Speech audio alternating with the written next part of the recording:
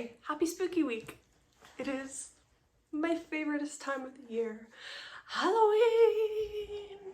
Although this year's gonna be a little different than most, but that's alright. We will watch spooky movies and savor the season. Although, I saw this morning, I have mixed feelings on this. I saw this morning that we actually have a 90% chance of snow on Friday. And on one hand, I really hope it doesn't too much, because anyone who is trick-or-treating, that would really suck. But on the other hand, I love snow. And I can be cozy and have my hot cocoa and my knitting, and that'd be really nice. Anyway, I'm going to apologize in advance for any background noise you might hear. My neighbor Dave, is roaming around on his tractor / lawnmower. He has been for like 3 hours. I don't know when he's gonna stop. I don't want to outweight him. So if you hear it, it's Dave. He moves though, so you know, hopefully it isn't too bad. Oh, there he goes.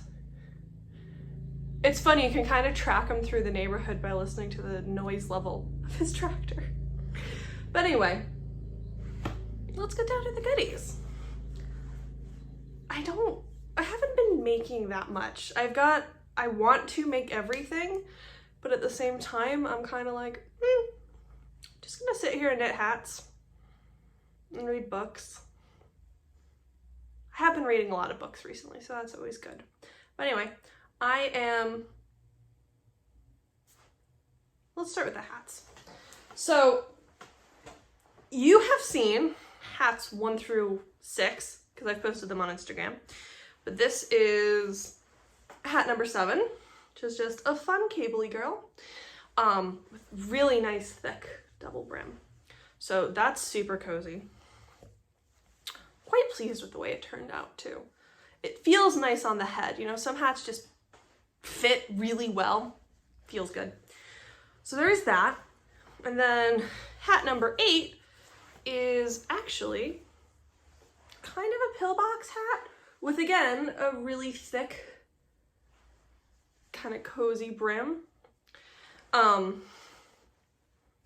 This one was a bit of a cheat. It's been sitting in the stash for, well, since before I moved, I think. That'd be like a 1.5 years.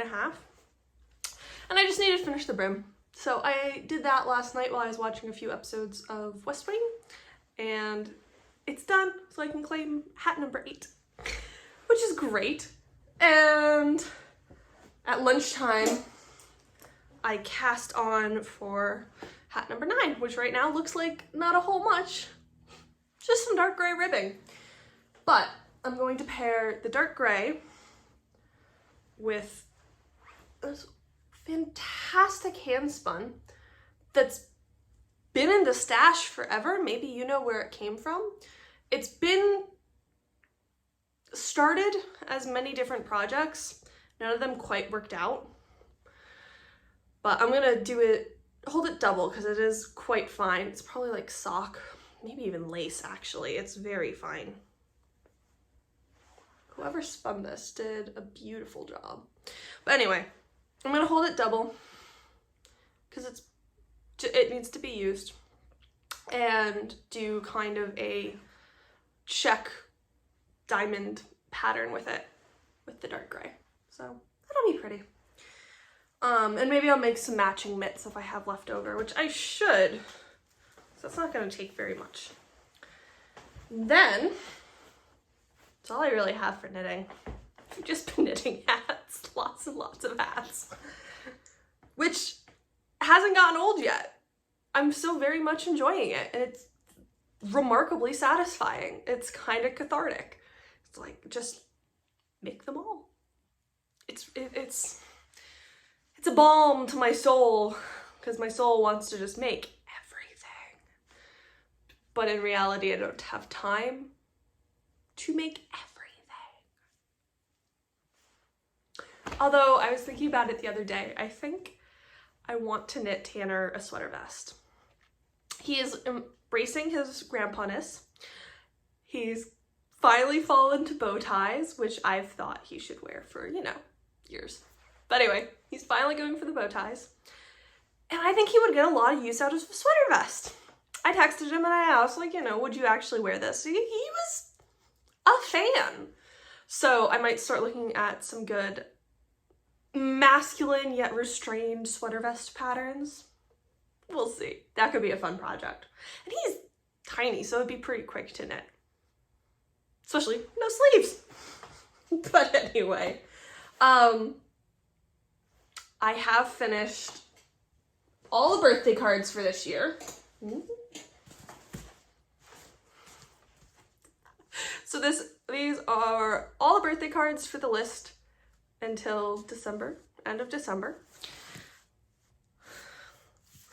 They go all over the world, mostly in the US, but we do wander. So now that the birthday cards are all done, I've started to work on a stash for holiday cards because that is coming. And it's just, especially this year when as a community, as a humanity, connectivity is going to be something we're all searching for.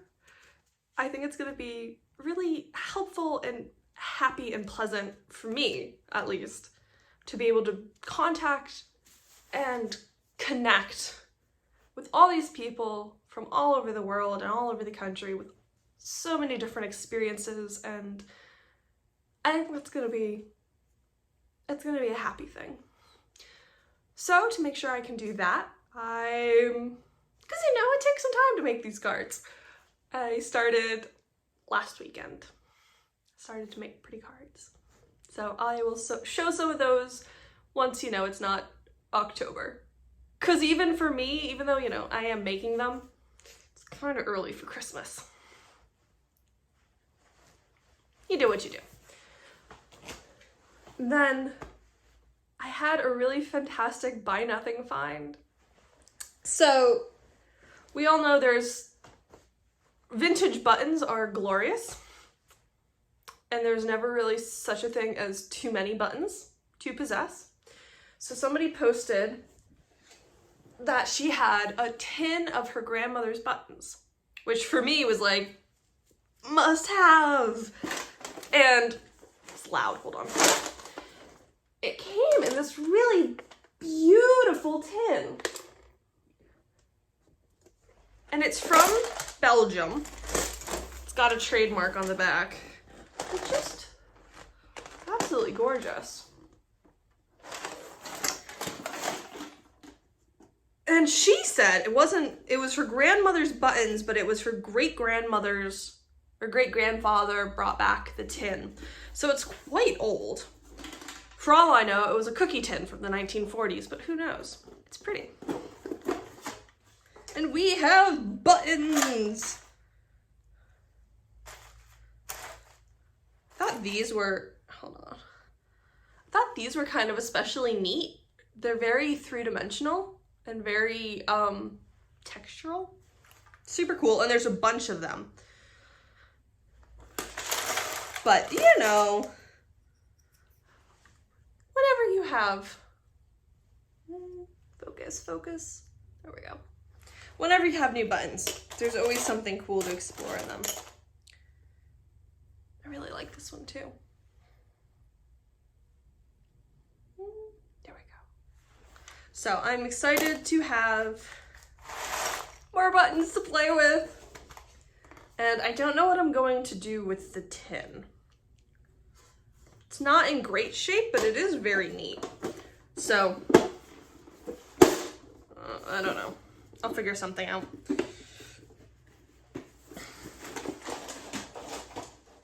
And then, let's see. Last but not least, the Great American Bake-Along. We just finished week 5, which was Spice Week. I did love this week's recipe. It was for spiced firework biscuits.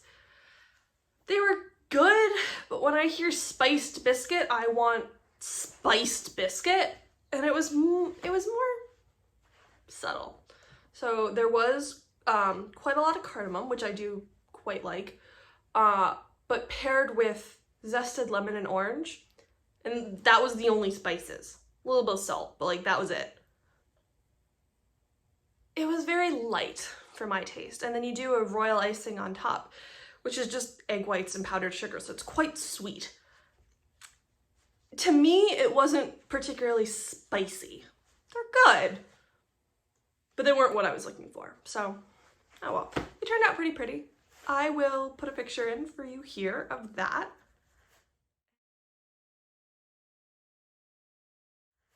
And I really like the frosting, icing.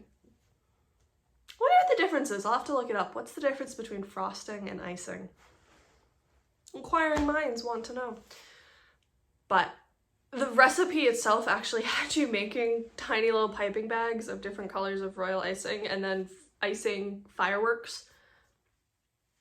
I did not have the patience nor the desire to do that. So I just made a shallow plate of the royal icing with dabs of